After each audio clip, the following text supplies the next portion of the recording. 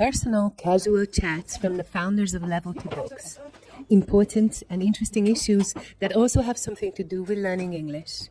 Practice English with Levelty podcasts and listen for hidden grammar items and benefit from tips at the end of the video. Hi and welcome to the next Levelty podcast. And today we're going to talk about our hobbies to you. Yes, and then in the end, as usual, we will share some tips with you how this can be incorporated in your English language journey. Well, if you think of my hobby, then it's quite easy to do because my hobbies are learning languages. So how can you incorporate learning languages in learning languages? No idea. Very serious question. I have to think this through. Yeah, think deep. Maybe you can come up with something. I try, but contact me tomorrow because really I need time to think. Yeah, we'll come back to this. What language? What language are you learning now? Are you learning any languages now? Yes, sure. I'm learning Spanish at the moment, and I enjoy it a lot. Cool. Yeah. Mm-hmm. I find it easy just because I speak Italian, but it's hard at the same time because I tend to mix the two languages. Yes, it happens when languages are similar, doesn't it? Especially if they are that similar. But yeah. But is the grammar really different or is that similar too? That's similar too. Because I speak a tiny poco Italiano. Mm-hmm. So, yeah. Just wondering. And sometimes it's just the words are so similar, but somehow the endings are different, or just one letter or one sound is different. So I really have to concentrate when I speak Spanish. But the sound is, well, people often think that they sound similar, but to me they are really different. Oh, they're different. Yes, they're different. There are some similarities, but all in all, they're different. They sound different. And do you prefer one to the other? I mean, the way they sound? Actually, I prefer Italian now because that's easier for me. But I think the more fluent I am, the better it will be in Spanish, I mean. And what about you? What are your hobbies?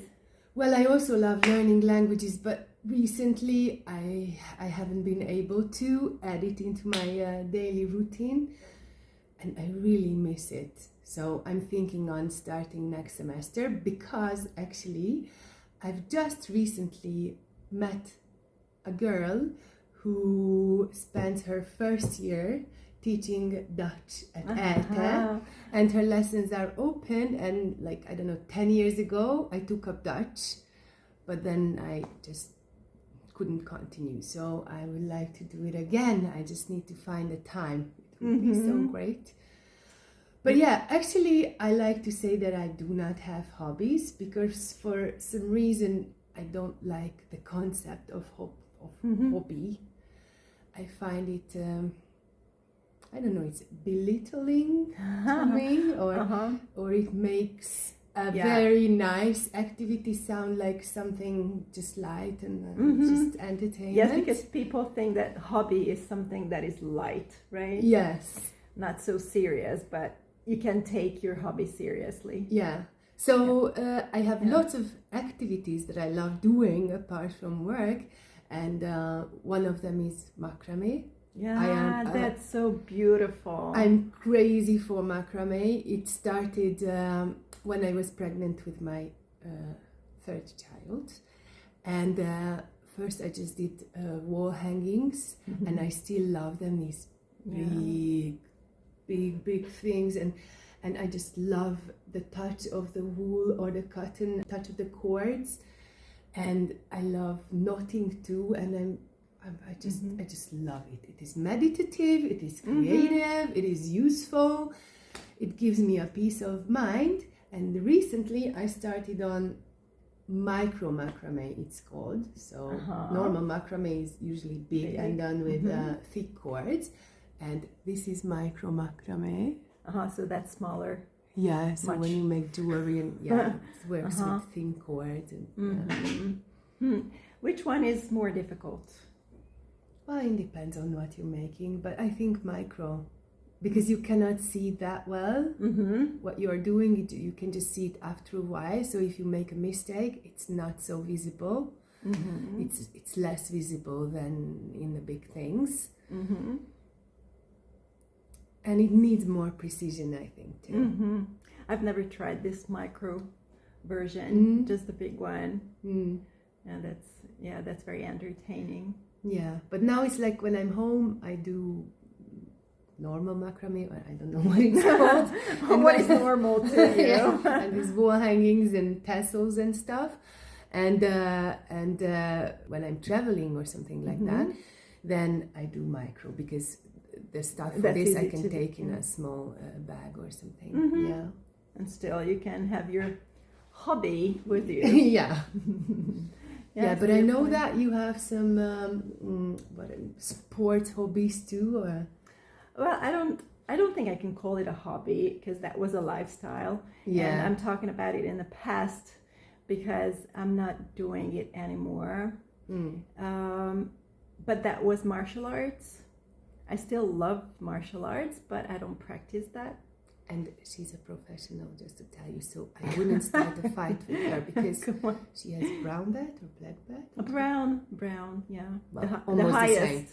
The highest. The highest? I mean, the highest of all the martial arts that I have done in my life. Yeah. Okay. I thought in jiu-jitsu No, that's no. the highest No, level. no, not at all. Far from it. Yes, addict. Yes. Yeah, no.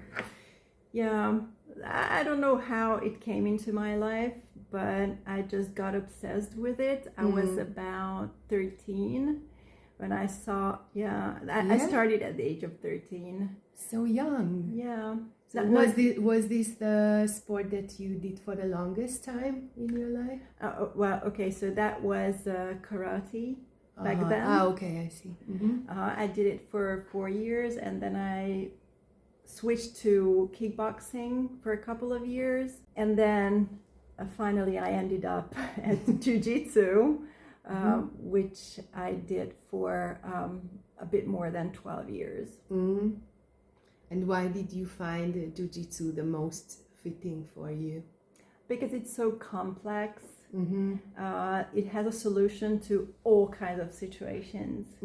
So when you're attacked, you know how to protect yourself. But and you didn't find this in the other genres? No. You know, all the others were good too, but karate was too artistic to this. So I don't think, at least the style that I did, that was not suitable for protecting yourself, because that was too artistic. Kickboxing was totally different. So it was like, oh, can we do this too? Really? Wow, that's fantastic. But it had a problem. You could only kick and punch. But if somebody goes too close to you, you can't do anything with that person. Because you cannot grab them. Yeah. So, and then I just came across jiu-jitsu, and I realized that that's so complex, with all kinds of situations. So, and it can be really playful too, as I yeah, I remember the first couple of sessions that I just looked at the others. What are they doing? How are their hands positioned? And what are they grabbing? Or what is happening? It was so far from anything that I had experienced up to that point. So yeah, it was really challenging, but for that reason, it just gave me a different mindset, and I had to concentrate really, so I forgot about what was happening around me in the world. Well, that's one of the best things in hobbies, that it just kind of takes you away from reality a bit. Yeah, you forget your daily affairs, and there's an expression for this. Switches you off. Yeah, it switches you off. You wind down. It's a meditative process. in ideal cases, yeah. And are you into sports? Again, the word, maybe I am strange, but I don't know. The word sports sounds a bit alien to me. I do yoga, so I don't know if it's a sport or not. And swimming, which is a sport, yeah. But both I've been doing for decades regularly. And these are just movement types that are good for my body. I used to do dance as well, contemporary dance and a little bit of Indian dance, but unfortunately my joints are not good enough for that anymore. They don't like dancing, yeah. No, I do, but they do, don't. yeah, you should agree. Yeah, I do, so yeah. Yeah, I can still dance like this. Yeah, I love dancing too. But you know, when you said that, what are your hobbies? And dancing just didn't come to my mind, probably because it's not a hobby. It's a passion. It's a passion, yeah. It's a passion, yeah. That's the best word. And another passion I have, let's just call them passions. Yeah, good idea. Is singing. It would be really great for me to have this passion, but my father told me that No way? I shouldn't. and her father is a musician, Yeah. so. But I think everybody can find their voice. Oh yeah, but I think I prefer learning languages to learning how to sing. So yeah.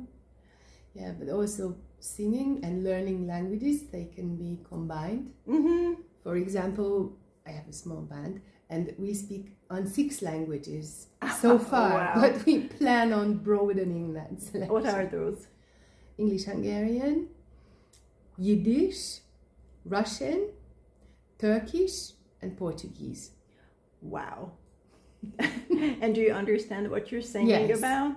Yes, the Portuguese I didn't even have to translate because I also speak a bit of French and a tiny bit of Italian. So based on that, I could understand it. And it wasn't a difficult text. It was just the doors of my heart are open and I entered a school of love and stuff like that. So it's easy to understand. And when did you start learning singing?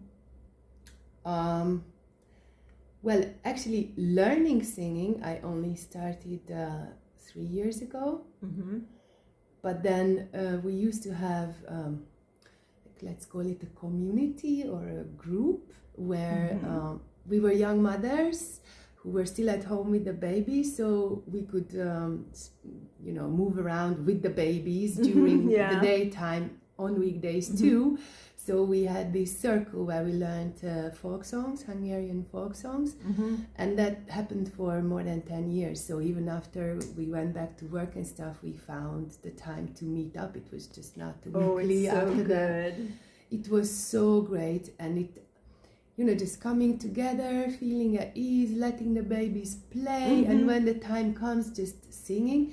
It created such a strong bond, and it forged us into a very strong community. We still hold together. If one of us has a problem or a crisis, the others are there to for help. her. Yeah. And I guess your children enjoyed your singing too. Oh, they loved it. Yeah, they loved it. And like this, they learned quite a lot of songs too. So actually, it wasn't like learning the technique of singing, but through just singing naturally and playing with it, I learned so many things, so much. But then later I had to get a bit more serious about it.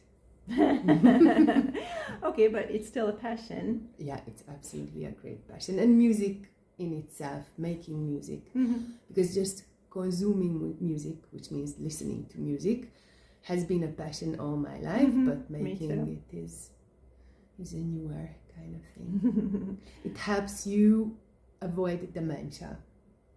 Really? Yeah.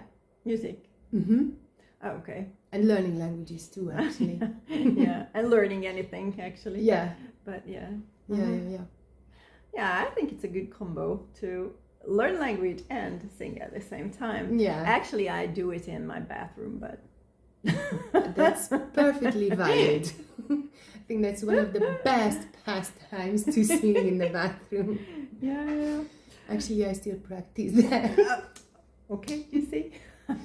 Okay, so we're already on that path. Let's give some tips to the learners of English. How can they combine their hobbies, or as we established it, their passions with learning English, which is, of course, everybody's passion, right? Yeah. Yeah. So first of all, go into the bathroom and start singing Your favorite English. songs in English? Yes, absolute number one. Yeah. So one of the most useful things is that you can find articles, for example, or YouTube videos on your passion. Yeah.